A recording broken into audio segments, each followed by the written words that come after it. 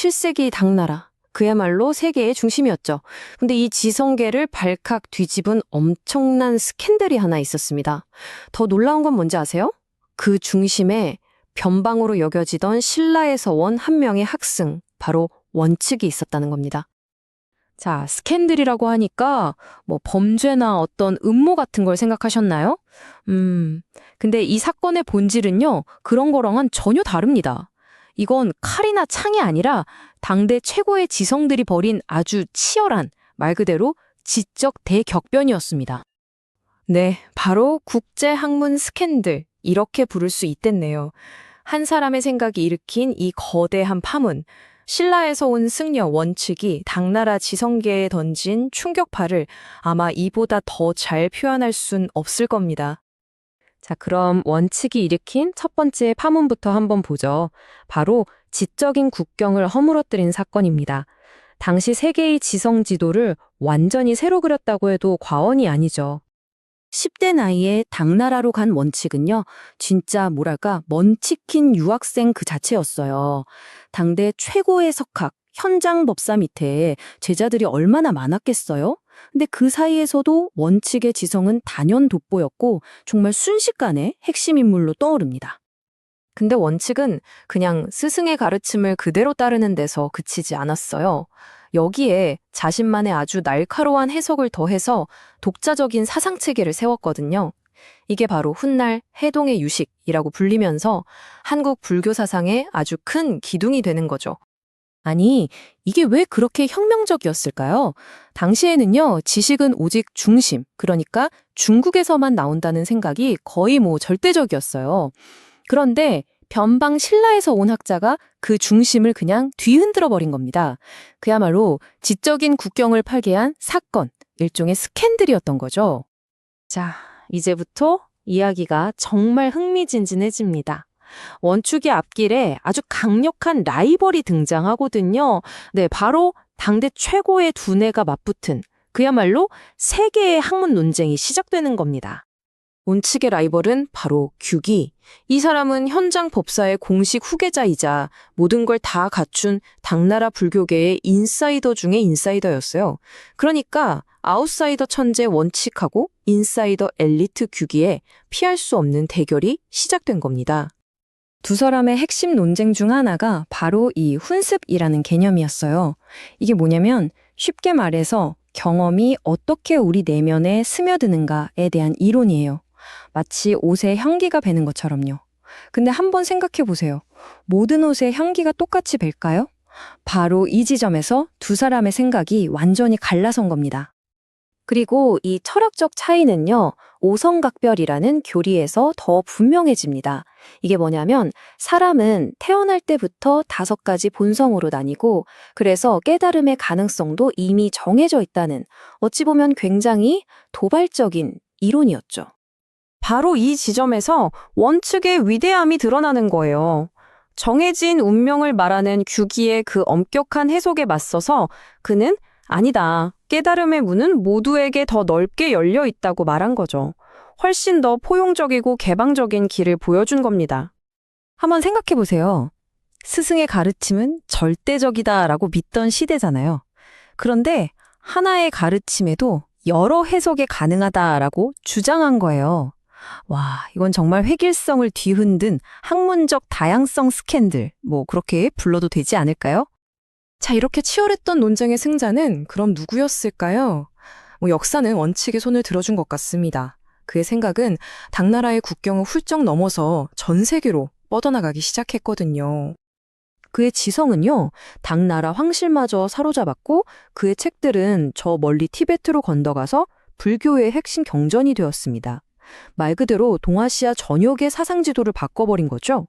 그리고 무엇보다 중요한 건 그의 학문 덕분에 마침내 우리 한국 불교가 중국의 아류가 아니라 독자적인 정체성을 우뚝 세울 수 있게 되었다는 점입니다. 원칙은 딱 하나, 총명함에는 국경이 없다는 사실을 온몸으로 증명해낸 사람입니다. 변방이 중심이 될 수 있다는 걸 똑똑히 보여준 거죠. 덕분에 신라는 더 이상 주변부가 아니라 세계 불교 학문의 새로운 중심으로 당당히 자리매김하게 됩니다. 원칙의 이야기는 결국 하나의 질문으로 돌아오는 것 같아요. 당연한 것은 과연 당연한가? 하는 질문이요. 이렇게 한 사람의 용기 있는 질문이 역사의 물줄기를 바꿀 수 있다면 오늘을 살아가는 우리는 세상에 어떤 질문을 던져야 할까요? 여러분, 한국 역사에 이런 인물이 있었다는 거 혹시 아셨나요? 스스로 모든 규칙을 깨부수고 심지어 스캔들까지 일으켰는데 결국엔 나라를 구한 영웅으로 남은 사람 말입니다. 네, 바로 원효대사 이야기인데요. 오늘 그가 남긴 파격적인 지혜가 어떻게 분열된 왕국을 하나로 만들었는지 그 비밀을 한번 제대로 파헤쳐 보겠습니다. 자, 그럼 시작해 볼까요? 우선 이 이야기의 중심에 있는 한 인물부터 만나봐야 하겠죠. 이분, 정말 그 시대의 스캔들 메이커였거든요. 아니, 승려라면 당연히 지켜야 할 아주 엄격한 계율이 있잖아요? 그런데 그걸 그냥 스스로 깨버립니다. 절에서 조용히 불경을 외우는 대신에요, 저작거리로 나가서 사람들과 어울려 노래하고 춤을 췄다는 거예요. 상상이 되시나요? 자, 보통 이러면 손가락질 받고 끝났을 것 같잖아요? 그런데 정반대였습니다. 오히려 이런 파격적인 행보 때문에 원효는 그 시대의 정신적인 영웅, 아이콘이 됩니다. 정말 신기하죠?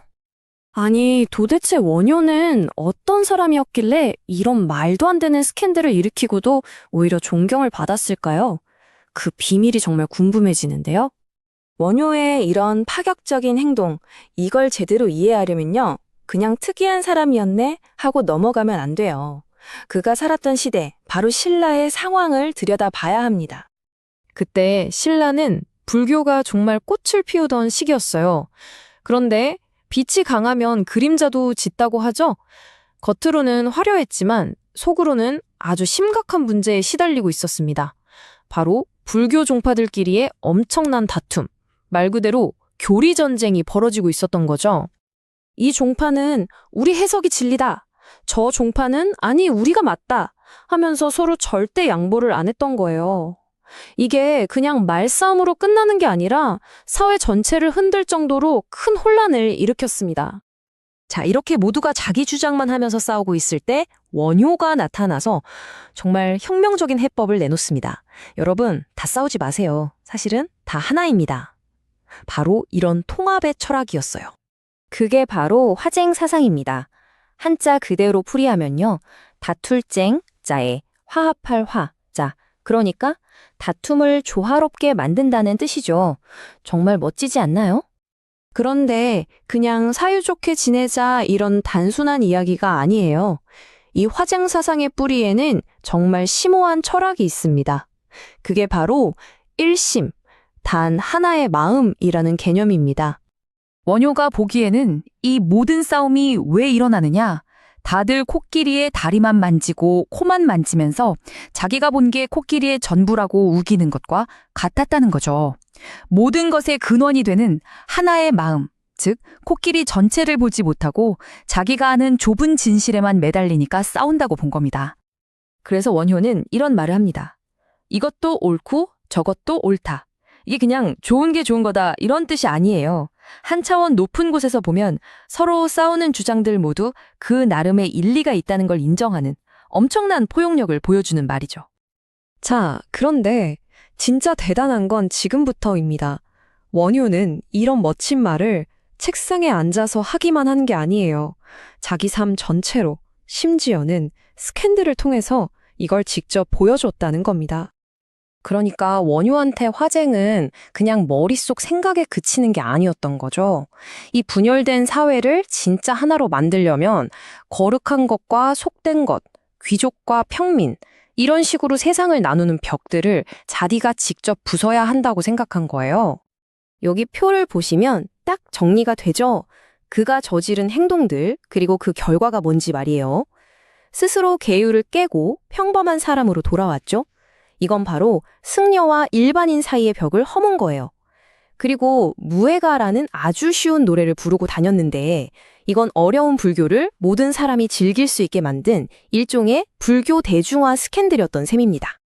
원효의 이런 노력은 정말 엄청난 결과를 가져왔습니다. 당장에는 신라의 여러 불교 종파들을 하나로 묶는 데 큰 역할을 했고요. 더 나아가서 다른 나라 불교와는 다른 한국 불교만의 독특한 색깔을 만드는 기초가 됐죠. 그리고 이 화합의 정신은 우리 민족 전체에 깊이 뿌리내려서 천년이 훌쩍 지난 오늘날까지도 갈등을 해결하는 중요한 지혜로 남아 있습니다. 결국 원효가 일으킨 그 모든 스캔들의 목적은 단 하나였습니다. 학자들끼리 누가 더 똑똑한지 겨루는 논쟁에서 이기려는 게 아니었어요. 그보다 훨씬 더 큰 목표, 바로 소수만 누리던 깨달음을 모든 사람에게 돌려주고 백성들의 마음에 진짜 평화를 가져다 주려는 아주 치밀하고 의도적인 실천이었던 거죠. 자, 이렇게 원효의 이야기를 쭉 따라와 봤는데요. 마지막으로 이런 질문을 던져보게 됩니다. 여기저기서 갈등과 분열이 끊이지 않는 지금 이 세상을 살아가는 우리. 과연 1300년 전 한 스캔들 많던 승려가 남긴 이 화쟁이라는 지혜에서 무엇을 배울 수 있을까요? 안녕하세요. 조선의 역사를 완전히 뒤흔들어 놓은 어쩌면 가장 지적인 스캔들에 대해 이야기해 보려고 합니다. 이게 그냥 단순한 사건이 아니고요. 한 나라의 정신, 그 영혼을 걸고 벌어졌던 정말 거대한 싸움에 대한 이야기거든요. 자, 여러분. 조선 역사에서 가장 파급력이 컸던 스캔들 하면 뭐가 떠오르시나요? 보통은 왕실의 치적 문제라던가 아니면 피 튀기는 그런 권력 다툼 이런 걸 생각하기 쉽죠?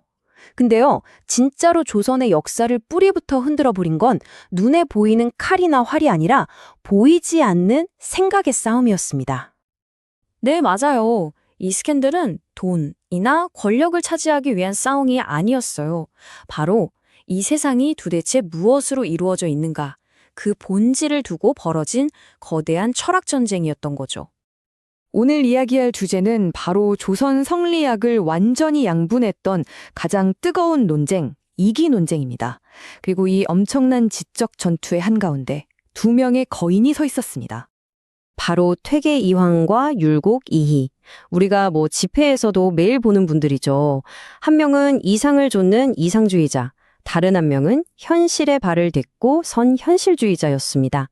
이 두 천재의 정말 근본적인 생각 차이가 앞으로 벌어질 모든 논쟁의 씨앗이 됩니다. 자, 그럼 먼저 첫 번째 핵심 개념부터 보죠. 바로 이입니다.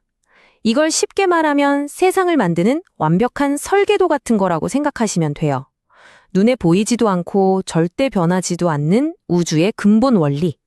순수하고 완전해서 그 자체로 선한 존재죠. 다음은 기입니다. 이건 그 완벽한 설계도를 가지고 실제 현실을 만들어내는 재료이자 에너지라고 할 수 있어요. 눈에 보이고 만져지고 또 끊임없이 움직이는 이 현실 세계 그 자체인 거죠. 그렇다 보니까 이 기는 맑을 수도 있고 아니면 좀 탁해질 수도 있습니다. 그럼 먼저 이상주의의 챔피언이었던 퇴계 이황의 세계로 한번 들어가 볼까요? 과연 그는 이 세상을 어떻게 봤을까요? 이황의 핵심 사상은 바로 이 한 문장에 다 담겨 있어요.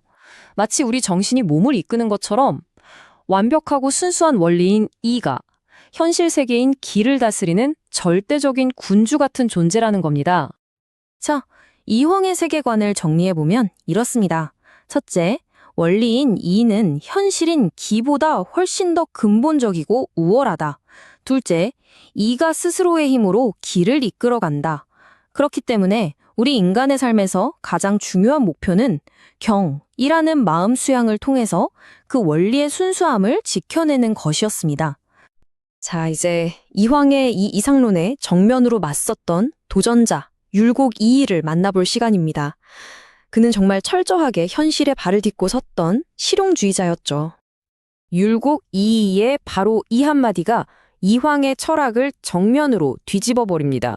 원리, 이는 스스로 움직일 힘이 전혀 없다는 거예요. 만약에 현실 세계인 기가 자동차라면 이는 그냥 그 자동차가 따라야 하는 교통법규에 불과하다. 이렇게 본 거죠. 이 생각의 핵심은 이거예요.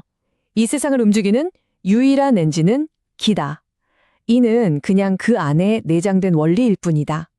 자, 그렇다면 철학의 목표가 뭐가 되어야 할까요? 단순히 개인의 도덕성을 갈고 닦는 게 아니라 이 사회를 실질적으로 바꾸는 개혁, 즉 경장이어야 한다고 강력하게 주장한 겁니다. 근데요, 이렇게 추상적으로만 보이던 원리 논쟁이 어디서 제대로 폭발했을까요? 바로 우리 인간의 가장 내밀한 문제, 감정이라는 영역과 만나면서부터입니다. 이것이 바로 그 유명한 사단칠정 논쟁입니다. 핵심 질문은 아주 간단하면서도 정말 깊어요. 과연 우리 감정 중에 절대적으로 순수하고 선한 것이 존재할까? 아니면 모든 감정은 결국 선과 악이 뒤섞인 이 복잡한 현실의 선물일 뿐일까 하는 거죠. 이 표를 보시면 두 사람의 차이가 확 들어오죠. 먼저 이황 선생님, 이분은 사단, 그러니까 남을 불쌍히 여기는 마음처럼 누가 봐도 선한 감정 있잖아요. 이건 순수한 원리, 이가 그대로 드러난 거라고 봤어요. 그래서 이건 뭐 의심할 여지 없이 100% 선한 거죠. 반면에 우리가 일상적으로 느끼는 기쁨, 슬픔, 분노 같은 칠정은 기에서 나온 거라서 좋을 수도 있고 나쁠 수도 있다. 이렇게 딱 나눈 거예요. 그런데 이인은 생각이 완전히 달랐어요.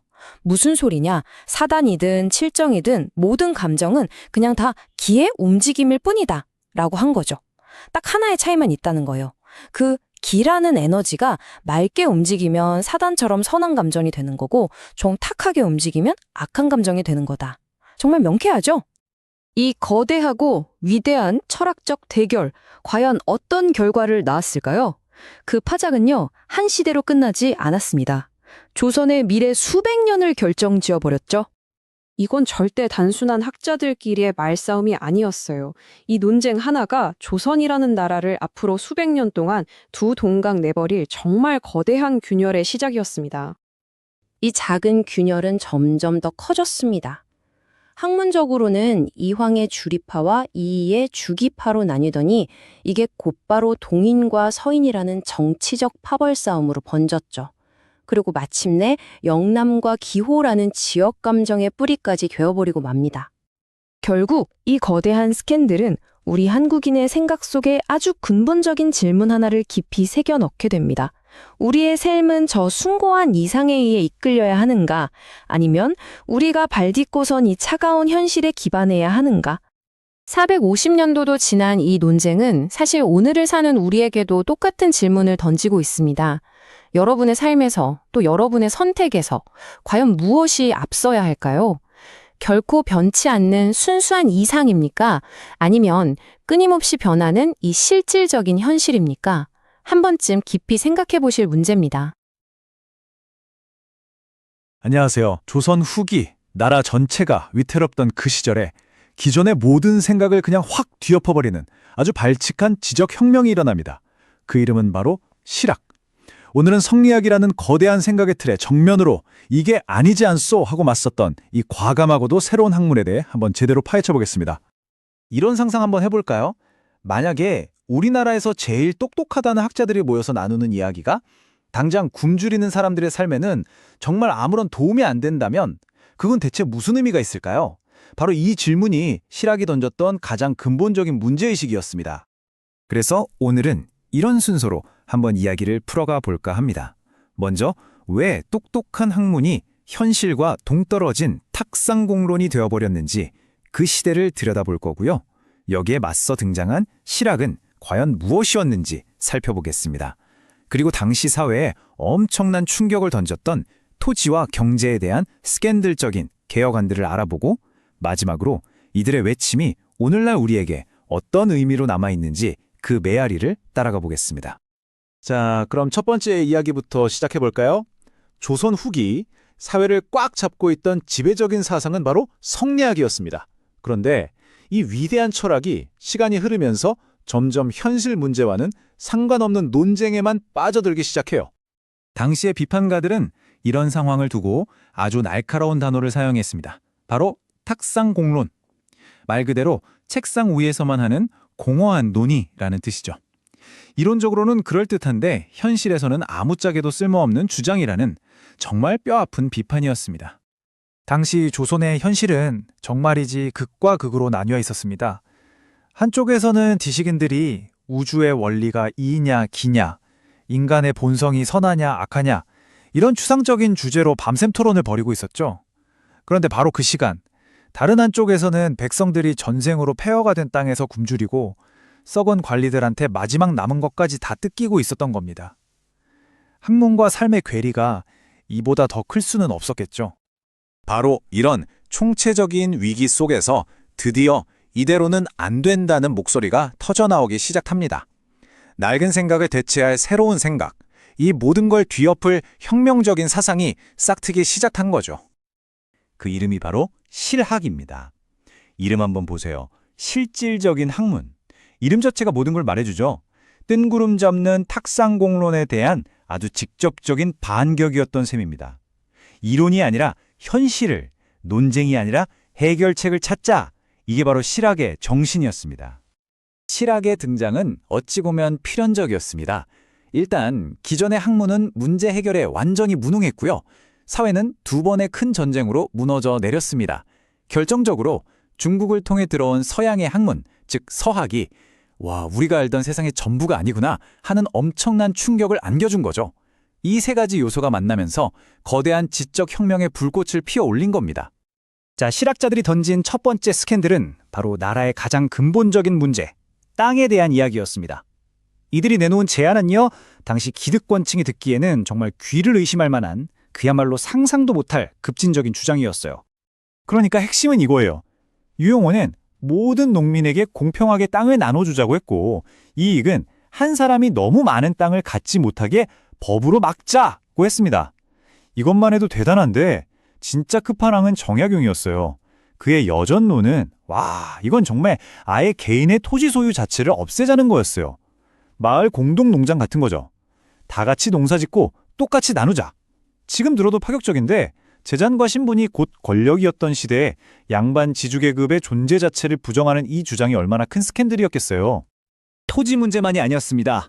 실학자들의 날카로운 칼날은 이제 나라의 경제 철학 그 자체를 정면으로 겨냥하기 시작합니다. 당시 사회에서는 무조건 아끼고 절약하는 게 최고의 미덕이었습니다. 소비는 낭비고 검소함이야말로 나라와 개인을 지키는 길이라고 굳게 믿었죠. 그런데 실학자 박제가는 완전 정반대의 주장을 들고 나옵니다. 그는 나라가 부유해지려면 오히려 돈을 써야 한다고 외쳤어요. 이게 당시로서는 정말 얼마나 충격적인 발상이었겠어요. 그리고 이 비유가 그의 핵심 생각을 기가 막히게 보여줍니다. 경제는 고여있는 우물이 아니라 계속 순환해야 하는 샘물과 같다는 거죠. 돈을 쌓아두기만 하면 경제는 말라버리고 소비와 유통을 통해 돈이 돌아야만 모두가 풍요로워질 수 있다. 시대를 훨씬 앞서간 통찰이었습니다. 자, 그렇다면 이렇게 급진적이고 시대를 앞서간 아이디어들, 과연 어떻게 됐을까요? 실학운동이 남긴 유산을 한번 따라가 보겠습니다. 비극적인 아이러니가 바로 여기에 있습니다. 실학자들은요, 살아생전에 자신들의 개혁안이 받아들여지는 걸 거의 보지 못했어요. 보수적인 기득권층의 엄청난 반발에 부딪혀서 대부분 정치에서 밀려났죠. 하지만 그들의 생각은 결코 죽지 않았습니다. 실학은 당장에는 실패한 것처럼 보였지만 그 생각들은 씨앗이 되어 다음 시대로 이어졌습니다. 19세기 말 세상을 향해 문을 열자고 외쳤던 개화 사상가들에게 지적인 자양분이 되어주었고, 이는 결국 20세기 한국이 근대 국가로 나아가는데 아주 중요한 철학적 초석이 되었습니다. 바로 이 점이 정말 중요합니다.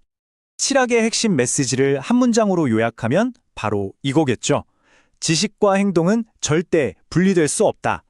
학문이란 책상 위에 고이 모셔두는 게 아니라 현실의 문제를 해결하기 위해 존재해야 한다는 강력한 외침이었습니다. 실학의 이야기는 그냥 흘러간 과거의 역사가 아닙니다. 오늘을 사는 우리에게도 아주 중요한 질문을 던지고 있죠. 지금 이 시대, 우리가 빠져있는 탁상공론은 과연 무엇일까요? 그리고 그 낡은 생각의 틀을 깨기 위해 우리에게는 어떤 새로운 실학이 필요할까요? 한 번쯤 진지하게 생각해보게 만드는 질문인 것 같습니다.